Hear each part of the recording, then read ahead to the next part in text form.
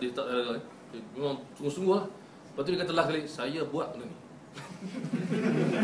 Saya buat tapi saya tak dapat kata sahih. Saya buat sebab saya suka, saya tahu. So saya kagum tengok ada orang macam ni. So kadang-kadang kita kena fikirkan juga dari segi amanah ilmu dengan keinginan peribadi.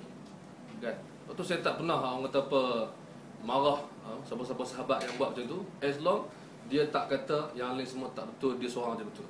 Cukup lah. Dia nak buat apa silakan. Kan? Macam apa saja amalan dalam hidup kita, kalau kita yakin dengan satu benda tu, okey, kita bincang dengan orang, kita terima, tapi saya nak buat macam ni, kita hormat. Itu cerita dia hormat. Tapi yang kita bincangkan statement tu, kesan dia, background dia dan sebagainya.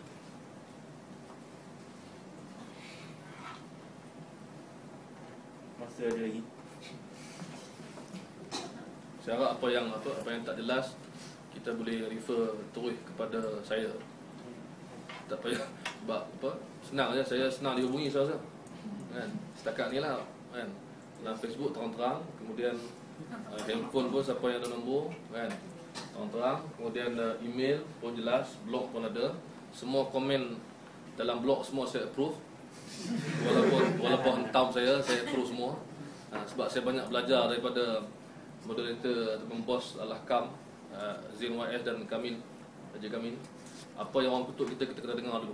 So saya approve semua. Dalam Facebook pun semua ada. Ya, so tak ada masalah. So terus tak ada masalah. Tanya saya. Tapi kalau siapa nak buat analisis pasal benda ni terbuka, no problem. Sebab saya pun buat terbuka. So analisis terbuka. Cuma pinta saya senang je. Fokus kepada kesalahan, fokus kepada pembincangan. Jangan fokus kepada benda-benda sampingan.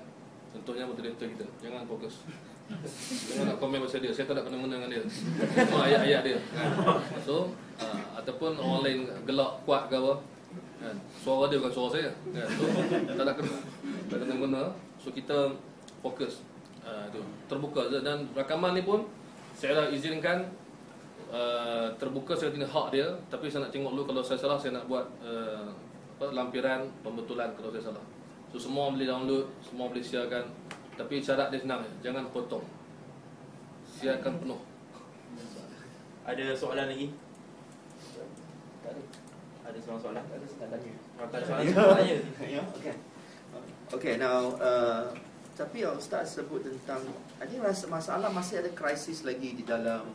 Saya suka guna orientalis krisis sedap. Okay. Conflict and tension di dalam perundangan fiqh itu sendiri. Usul fiqh krisis yang berat ialah masih lagi, I think kita kena melihat balik Imam Malik mengapa dia guna amal ahli Madinah itu and over hadis ahad bagi dia.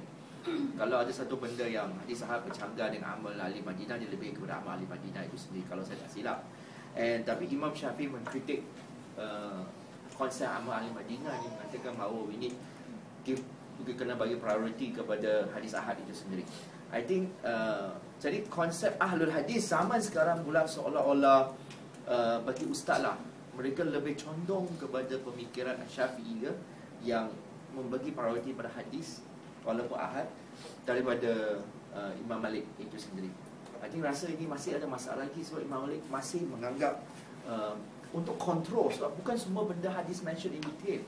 Bukan semua benda. Jadi dia satu benda yang bagi Imam Malik sangat praktikal.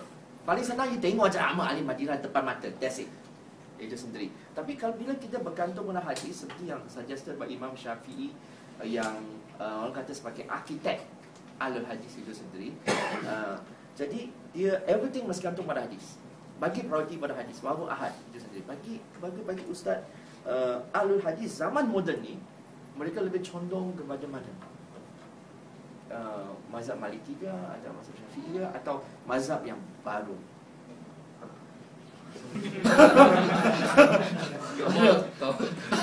Macam macam besar. Mazhab yang baru. Ya, untuk maklumat semua, Sifu ni kalau cakap telefon pun macam ni juga. Dia bagi kita fikir. Tapi saya paling pandai hadis kena define dulu siapa ahli hadis zaman ni. Kena define dulu. Okay. Sebelum Sifu tanya soalan tu, saya rasa kita kena define dulu. Because Nasr Al-Albani, Siapa dia? Nasr Al-Albani. Okey, kalau kita ambil Syekh Albani punya penyokong lah. Pandangan Syekh Albani, saya rasa tak konsisten pada semua bab lah. tak boleh kata dia ikut ni, dia ikut ni. Dia mengikut keadaan, mengikut topik.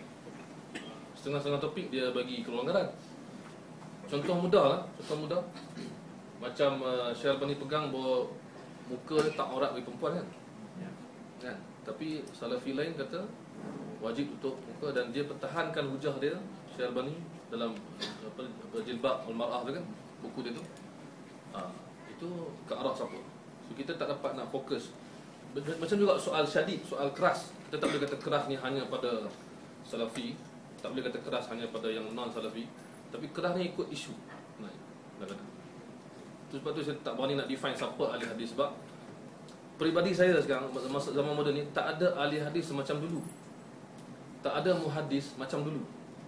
Yang ada ialah mereka yang menggunakan kajian hadis.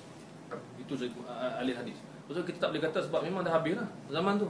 Zaman mencari hadis dalam bentuk periwayatan untuk pengumpulan dan penyebaran dah tak ada. Tapi zaman sekarang mencari hadis untuk difahami dan untuk mendapat keberkatan bersambung sanad dengan orang dulu ada. So sekarang ahli hadis zaman sekarang nak define macam mana pun susah. Dan Imam Syafi'i sendiri pun, kalau kita kata dia sebagai pengasas manhaj ahli hadis, bagaimana dengan orang sebelum dia? Bagaimana dengan mazhab Hanafi yang dia kata ahli ra'i? Adakah benar dia sebenarnya ahli ra'i hanya gelaran bagi dia, dan bukan maksud satu aliran yang dia bawa, kan? Mengikut yang kita jumpa dalam sejarah, yang kita pelajari, ahli ra'i ini juga mengikut hadis. So semuanya adalah ahli hadis, tapi pemahaman dan itu yang saya nampak. Contoh macam hadis larangan menghadap kiblat ketika buang air. Bagaimana fahaman yang berbeza terhadap hadis tersebut? Ada yang kata haram mutlaqan, secara itlaq, secara semua. Ada yang kata boleh secara semua. Ada yang kata ikut tempat, bumbung tak. So ini fahaman. Tak boleh kita kata ini ahli hadis, ini ahli fiqh, ini tak boleh. So zaman sekarang kalau sifu tanya saya pasal Syekh Albani, ada orang yang mengagumi dan mengikuti dia, kita kata aliran dia pun kita tak bercakap macam mana konsisten dia ikut mazhab Imam Malik, manhaj Malik ataupun manhaj Syafi'i. Saya tak tahu nak cakap. Tapi yang saya faham ialah isu yang dibincangkan tu, kita boleh bincang dalam sudut tu. Maknanya macam mana Salafi title tu boleh dibincangkan dalam banyak sudut, yang non-Salafi banyak sudut. So dalam hal ni pun kena banyak sudut. Sebagai contoh mudah yang tadi sebenarnya satu contoh ialah benda-benda yang sebahagian kata bid'ah, sebahagian kata tak. Itu pun kita masuk dalam perbincangan ni juga. Adakah ni bermaksud yang ni mengutamakan hadis, atau ni mengutamakan amalan, ni mengutamakan maslahat ni? So rasa banyak sangat benda yang kita kena buat di sekolah lain, program lain nak bincang macam mana aliran ni, ya.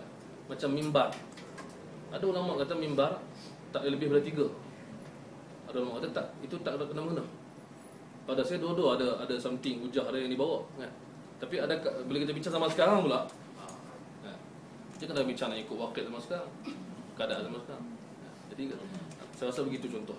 Dan akan datang insya-Allah siri-siri akan datang, kita sentuh isu-isu yang berbeza, kita buat perbandingan dan kita akan insya-Allah dapat gambaran lebih jelas. Saya rasa tak dapat jawab tu soalan situ.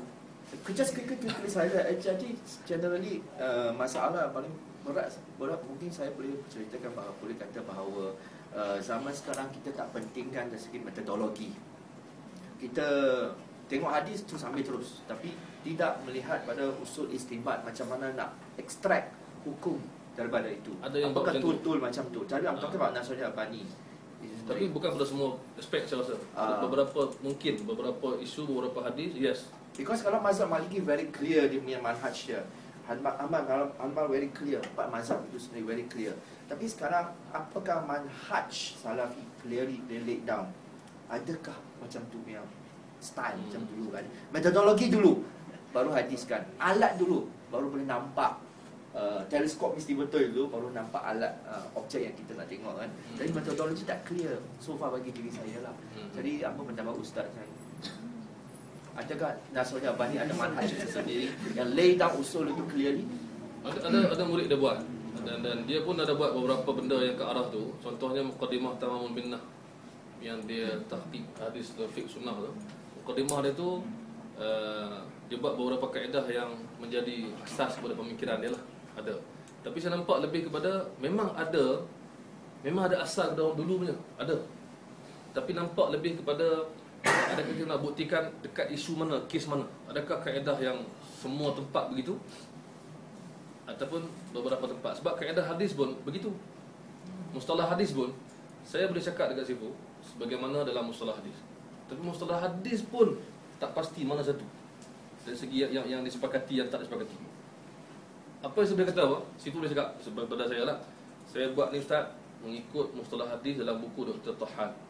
Apa boleh? Saya pula kata saya ikut doktor lain. Mustalah hadis juga. Ada beza. Kan? Kita tak boleh kata sama. Saya rasa tak boleh lah. Macam mazhab Maliki pun.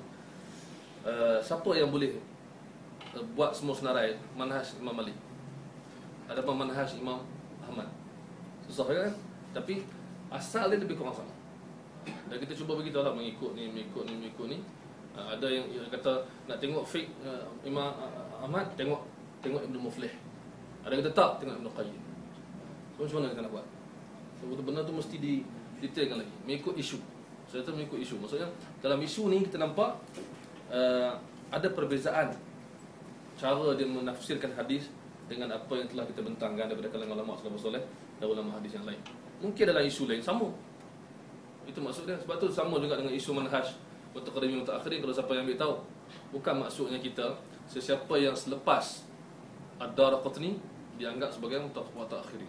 Siapa yang sebelum Ad-Daraqutni dianggap sebagai mutaqaddimin. Sebenarnya isu dia lebih kepada pengkajian hadis, bukan pada zaman, bukan pada syakhsiah ashkhas, maksud orang tu, bukan pada kitab. Kan?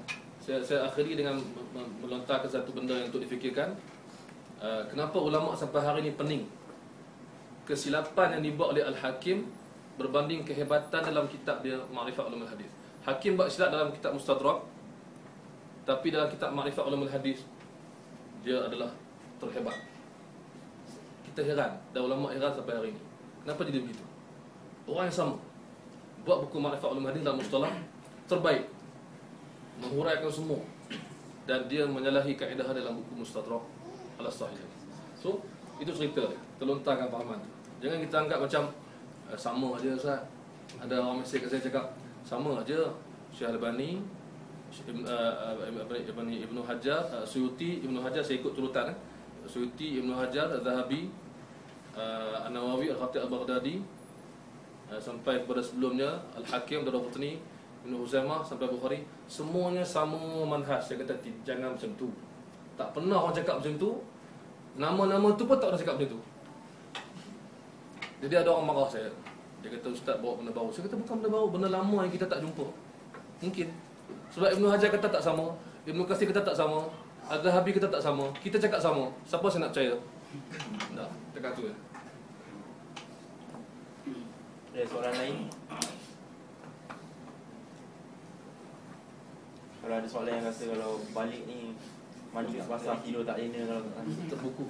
yang terbuku di dalam hati, Terbungkam. jauh di kepala. Ada? Apa tak ada masalah. Ada orang ingat berbeza pandangan tu maksudnya berbeza apa? Hati.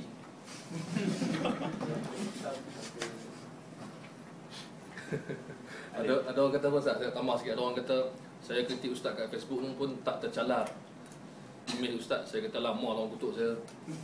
Bukan 2011, 2005, 2006 dah ada ramai yang kutuk saya. So saya kata bukan soal kutuk, soal saya cakap betul tak betul dah, tu je. Nak kutuk saya kutuk, tak ada masalah. Saya tak rugi apa pun. Tapi yang saya cakap tu betul tak betul. Nak marah saya